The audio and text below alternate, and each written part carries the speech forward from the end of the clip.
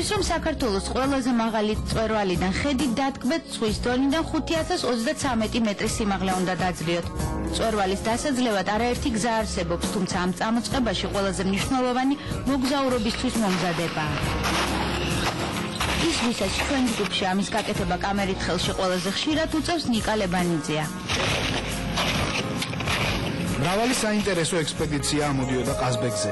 ბევრ ძვირფას მონაცემებს აგროვებდნენ. მინდა აღვნიშნო ხარკოვის ფიზიოთერაპიული ექსპედიცია, თბილისის ფიზიოლოგიური ინსტიტუტის ექსპედიცია, ექსპედიცია ვაჩნაძის ხელმძღვანელობით და კემბრიჯის უნივერსიტეტის ექსპედიცია კოსმოსური სხივების შესასწავლად, დოქტორ ჰიუს ხელმძღვანელობით. იხსენებდა 1963 წელს მეცნიერი დავით შარაშიძე, რომელიც დაკვირვებას მზის სხივების სიმძლავრეზე მყინვარის ფერდობებზე ჯერ კიდევ 1933 წლიდან აწარმოებდა.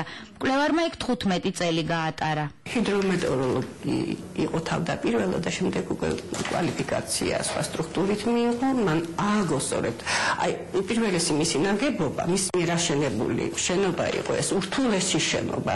სადგურის შენობას, რომელიც ზღვის დონიდან 3645 მეტრზე მდებარეობს, 3 წლის განმავლობაში აშენებდნენ. დღესაც მეტეოსთან სამშენებლო მასალის ატანა მხოლოდ ვერტფრენითაა შესაძლებელი.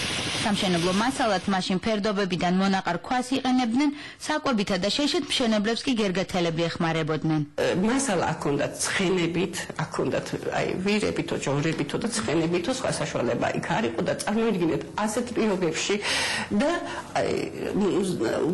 მუდმივი მზრალობა, მუდმივი ყინული არსად არ იყო აღნიშნული. შენობის ამშენებელი და ფუძემდებელი დავითიაო და ეს ტკივილი გაჰყვა მამას. მეტეოს შენობა ალპინისტებისთვის ყოველთვის საჭირო თავშესაფარი იყო. დღესაც ყველა ექსპედიციისთვის ასვლა მეტეოდან დილას ადრე იწყება. ვიმყოფებით მწვერვალზე, რომელიც წარმოადგენს საქართველოს ტურისტულ სახეს. მწვერვალზე ასვლა საკმაოდ ადვილია. ამაზე ასვლა შეუძლია ნებისმიერ მსურველს ყოველგვარი წინასწარი სპეციალური მომზადების გარეშე. ბეთლემის ქოხი. ეს ნაგებობა აქ მე-20 საუკუნის 30-იან წლებში კლიმატზე დაკვირვებებისთვის გაჩნდა. უკვე 75 წელია მარშრუტი მწვერვალისკენ აქედან იწყება. ალპინისტური გამოცდილების მიუხედავად თავს ემოციებისგან მწვერვალზე ვერავინ იკავებს. ამო, რა ხდება? ამო, ელოდებ. აი წვერიცო.